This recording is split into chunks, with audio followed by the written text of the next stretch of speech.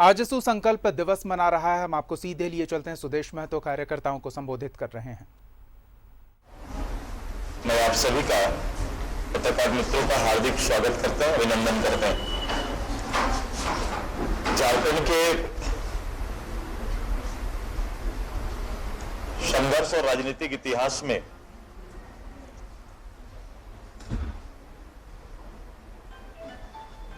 आज का यह दिन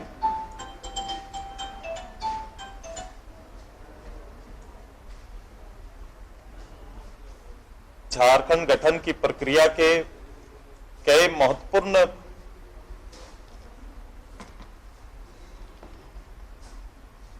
घटनाओं में से एक है। आज ही के दिन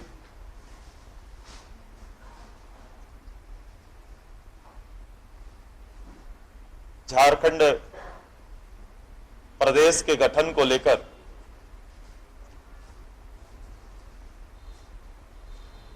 इस राज्य के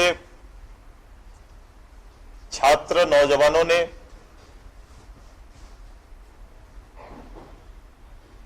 संगठित होकर अपने प्रदेश झारखंड के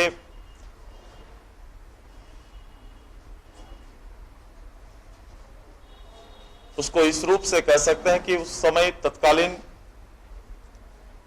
प्रस्तावित झारखंड के निर्माण हेतु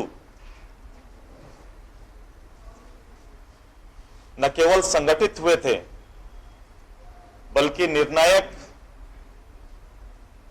संघर्ष के लिए खुद को इस प्रदेश के लिए समर्पित किया था। हमने इस अंतराल में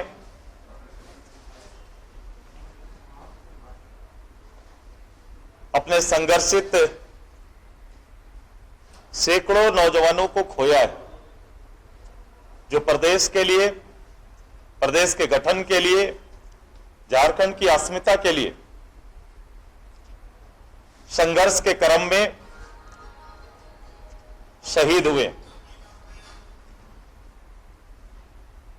हम सर्वप्रथम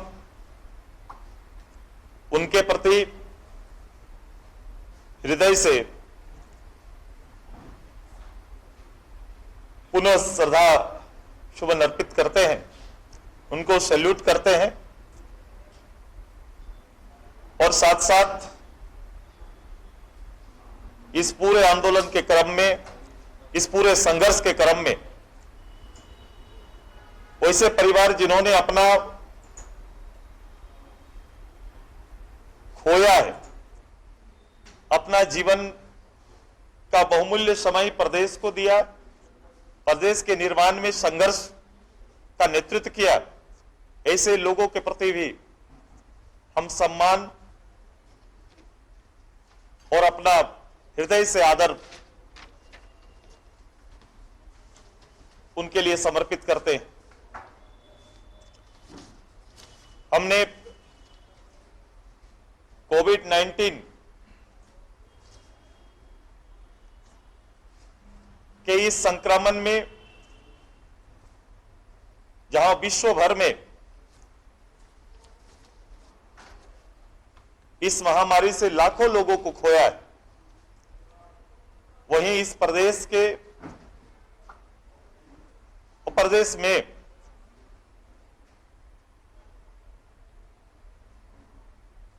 लगभग इस दूसरे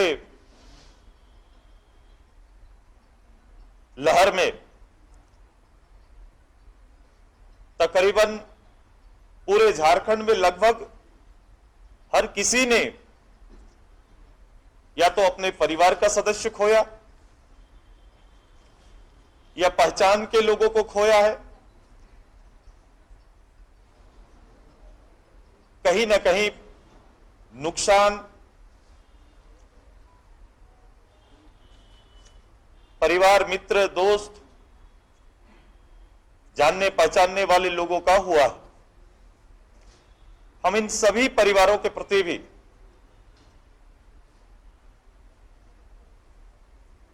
श्रद्धांजलि अर्पित करते हैं, पूरे दल की ओर से करते हैं और ईश्वर से प्रार्थना करते हैं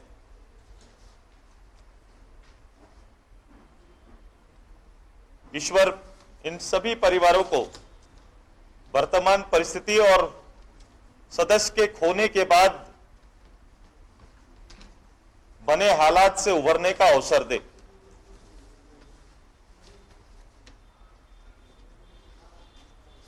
जैसा कि मैंने पहले कहा कि आज महत्वपूर्ण दिन है और इसी दिन को समर्पण की उसी गाथा को आगे बढ़ाते हुए इस राज्य के वर्तमान जरूरतों पर हमारे दल, हमारी पार्टी, हमारे कार्यकर्ता खुद को किस रूप से इतने बड़े आवाम के लिए और इस संक्रमण में सहयोगी बना सकते हैं, इसी को ध्यान में रखते हुए हमने आज के इस दिन में पूरे प्रदेश में और प्रदेश की जिला इकाई और साथ साथ जहां संभव हो सकता है उस प्रखंड इकाई में भी कार्यकर्ताओं द्वारा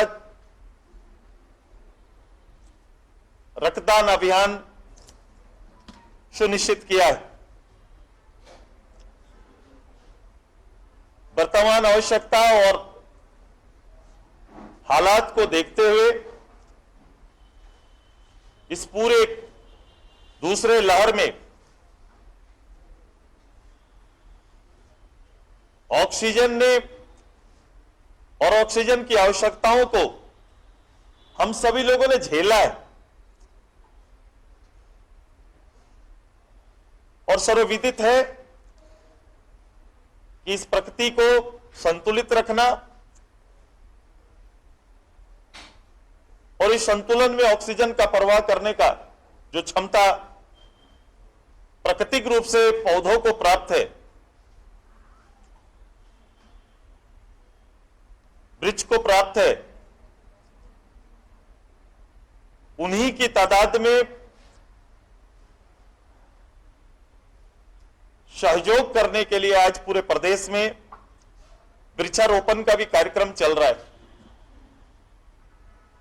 ऑक्सीजन ज्यादा प्रवाह करने वाले वृक्षों को प्राथमिकता देते हुए प्रदेश में सभी इकाई जहां संभव हो सकता है वहां पर वृक्षारोपण का काम आज प्रारंभ है। ये दो महत्वपूर्ण योगदान आज के इस मूल दिन में पार्टी की ओर से पार्टी के सारे कार्यकर्ता जो राज्य के इतनी बड़ी आबादी के नेतृत्व के लिए अलग अलग इकाई स्तर पर अपना काम और दायित्व निभाते हैं, इस काम को पूर्ण करने में आज दिन भर अपना समय और अपना योगदान सुनिश्चित करेंगे। मैं आज के माध्यम से, चूंकि राजनीतिक गतिविधियां सीधे तौर पर कोविड के इस हालात में प्रारंभ नहीं हो पा रही, एक ऐसा समय है जब केवल आपके माध्यम से, मीडिया के माध्यम से अपनी भावनाओं को या अपने तर्कों को जनमानस तक या फिर इस प्रदेश को नेतृत्व देने वाले या नेतृत्व करने वाले लोगों तक, या ये कह सकते हैं कि दायित्व वाले लोगों को पहुंचाने का काम और माध्यम एकमात्र आप। लेकिन उम्मीद करते हैं कि व्यवस्था और हालात दोनों जल्दी नियंत्रण में आएंगे और फिर पूर्ण रूप से संगठन अपने राजनीतिक दायित्व के साथ अपनी गतिविधि को प्रारंभ करेगा। जहां राज्य के अंदर पार्टी के सभी इकाइयों का पुनर्गठन, सदस्यता अभियान, ये पार्टी का पूर्व घोषित कार्यक्रम था। सामान्य हालात के बाद ही उन कार्यक्रमों को आगे बढ़ाया जाएगा। लेकिन इसके साथ साथ मैं पिछले विधानसभा चुनाव बंगाल में पार्टी ने संक्षिप्त रूप से कम समय में जो संवैधानिक विधानसभा के चुनाव में भाग लिया, और जो जनमत आया है, जो संदेश आया है जनमत के माध्यम से, वो बृहत झारखंड अलग राज्य के झारखंड आंदोलन की उस सोच को पुनर्स्थापित करने के लिए पार्टी को बल मिला है। और हमने तय किया है कि सामाजिक राजनीतिक पिछड़ेपन से घिरा हुआ बंगाल का झारखंडी भावना वाला हिस्सा, वो पुरुलिया, मेदिनीपुर, झारग्राम, बांकुड़ा का वो हिस्सा जो न केवल भौगोलिक रूप से बल्कि सामाजिक रूप से भी झारखंड और झारखंड के परिवेश से मेल खाता है। और पूर्व में उस क्षेत्र में जब बृहद झारखंड का प्रस्ताव के साथ आंदोलन का वो विश्वास इस चुनाव में पुनर्जागृत हुआ और हम आने वाले समय इस क्षेत्र में कार्यक्रमों के माध्यम से जनमत को तैयार करके उस क्षेत्र को उनकी भावना का सम्मान करते हुए एक बड़े आंदोलन के स्वरूप देने की तैयारी भी भविष्य में करेंगे। साथ ही साथ हमारे उड़ीसा का वो हिस्सा जो बृहद झारखंड के अंतर्गत जो आता है, उस क्षेत्र में भी अपनी राजनीतिक गतिविधि, सक्रियता और लोगों की भावनाओं को संग्रह करने का काम पार्टी भविष्य में भी करेगी।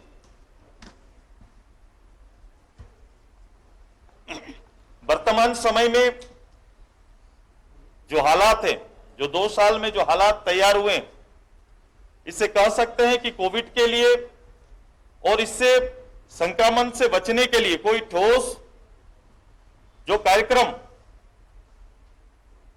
दवा, ऑक्सीजन या रिलीफ के जो कार्यक्रम चलने थे, इन सभी में सरकार का पूरा महकमा पूर्ण रूप से न संगठित कहीं नहीं दिखा, न ही कोई कार्यक्रम, सामूहिक कार्यक्रम, कोई ठोस रूपरेखा स्पष्ट हो पाया। मैंने पहले भी इंगित किया है कि संक्रमण संक्रमण के साथ साथ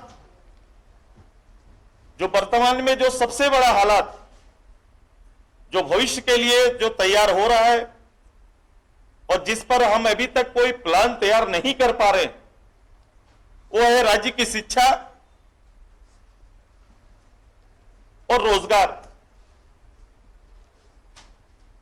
हालात अगर ऐसे रहें तो हमेशा गवर्नमेंट का काम होता है कि अपनी शासन की क्षमता को सामने लोगों के बीच लाते हुए भविष्य के कार्यक्रम और विश्वास लोगों का जीतने का,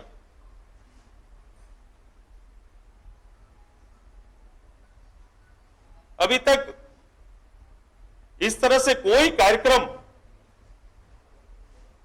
दूरगामी कोई कार्यक्रम स्पष्ट नहीं हो पाया। कोविड के नाम पर हम समय काट रहे हैं, इसका दूरगामी परिणाम होंगे। लोगों के हाथ से रोजगार छीन गया।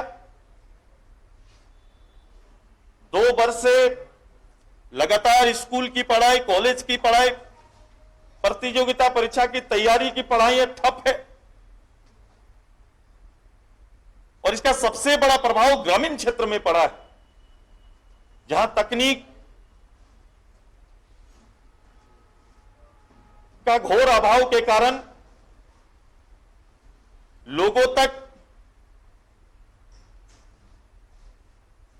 सरकार के संक्षिप्त जो भी पहल किए जा रहे हैं वो कहीं पहुंच नहीं पा रहे, ना वो लोग जुड़ पा रहे हैं।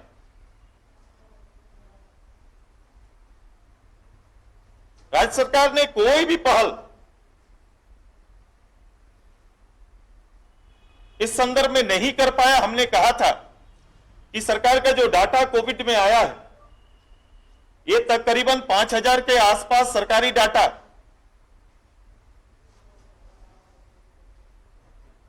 ये वैध नहीं है।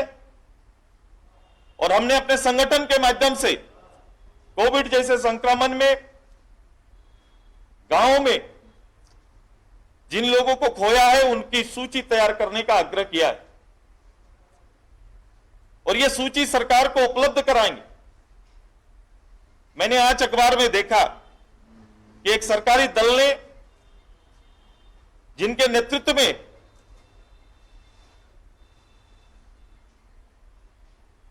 स्वास्थ्य विभाग का संचालन हो रहा है, उन्होंने अपने दल में एक कार्यक्रम तय किया है कि इस महामारी से, संक्रमण से जो क्षति हुई है उसका आकलन के लिए इसको सीधे तौर पर यह समझा जाएगा कि खुद पे भरोसा ना रहा, खुद के सिस्टम पर सरकार को भरोसा नहीं रहा है। वो ये सिद्ध कर रहे हैं इस कार्यक्रम के माध्यम से।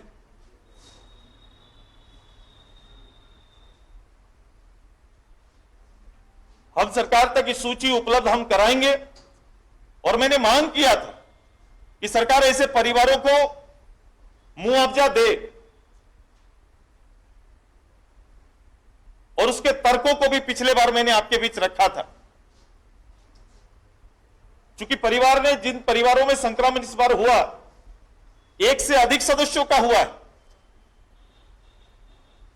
अगर कोई सदस्य नहीं रहे तो उस परिवार के माली हालत देख लीजिए। चूंकि उस परिवार ने का हॉस्पिटल का खर्चा, अगर 2-3 संक्रमण हो गए तो उसके हॉस्पिटल का खर्चा, क्योंकि हमारा किसी प्राइवेट हॉस्पिटल पर सरकार का कोई अंकुश नहीं था, कोई लगाम नहीं था,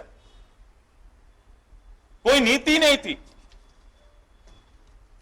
उसने अपने जीवन की गाढ़ी कमाई और अपना सदस्य दोनों खो दिया है। तो ऐसे परिवारों को सहयोग मिलना चाहिए था और हमने भी मैं उस मांग को दोहराता हूं कि उनको मदद करें। मैंने देखा कि भारत सरकार के इस पहल पर और न्यायालय के इस के बीच में,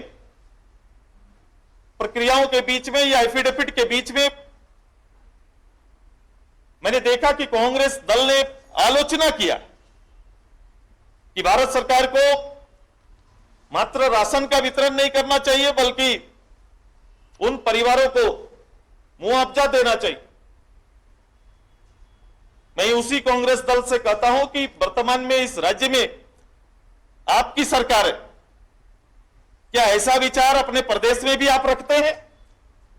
तो आपको निर्णय लेने के लिए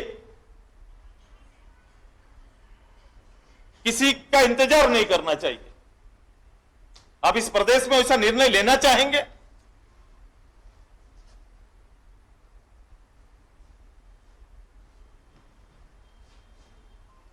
वर्तमान समय में जो थोड़े निर्णय आ रहे हैं, बड़ा संकुचित निर्णय आ रहे हैं।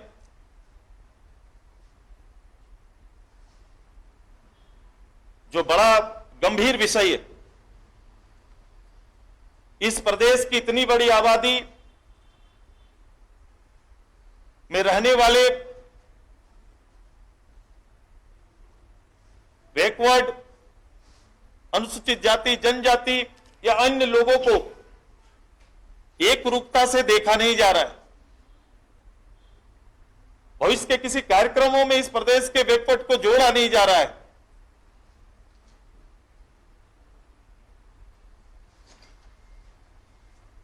किसी तरह का कोई कार्यक्रम उनके लिए नहीं है। संगठन ने तय किया है दबे कुचले ऐसे परिवारों को, ऐसे सामाजिक लोगों को एकजुट करके भविष्य के लिए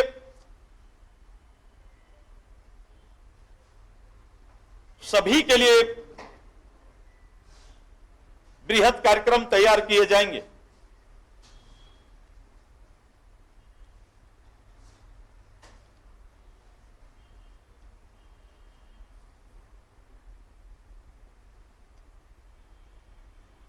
संगठन ने यह भी तय किया है,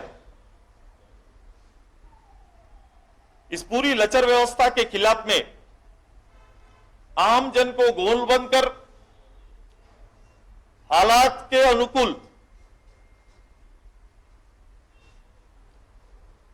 सभी के साथ मिलकर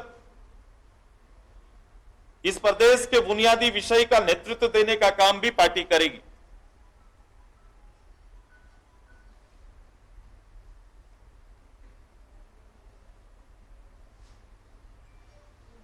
ये प्रमुख रूप से ये भविष्य के हमारे कार्यक्रम हैं, जिसको आज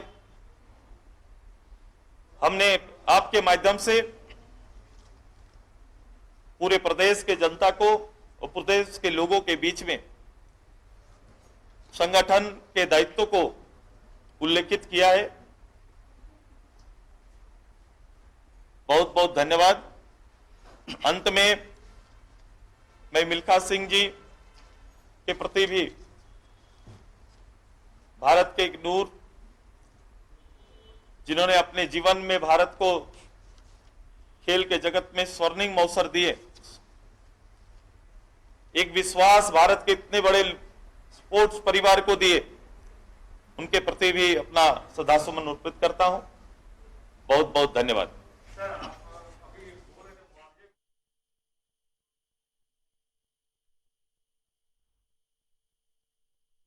अभी आप सुन रहे थे आज सुप्रीमो सुदेश महतो को। सबसे पहले इन्होंने कोरोना संक्रमण की वजह से जिन लोगों ने अपनी जान गंवाई है, उन्हें श्रद्धांजलि अर्पित की। सरकार से उनके परिजनों को हर संभव सहायता उपलब्ध कराने की मांग भी की।